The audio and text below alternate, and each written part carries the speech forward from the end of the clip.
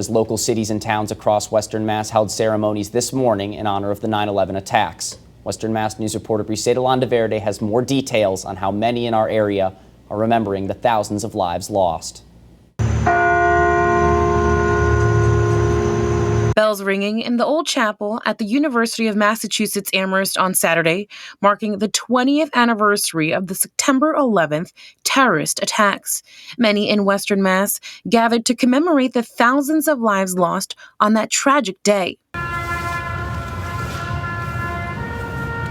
In West Springfield, a moment of silence at 8:46 a.m., which marks the time when the first plane flew into the North Tower at the World Trade Center. I know this is a big day. This is the 20th anniversary, but every year from here forward, we have an obligation to gather again, to bring the students, to bring the kids, to remind them of what happened that day, the thousands that lost their lives that day. Row and hunt!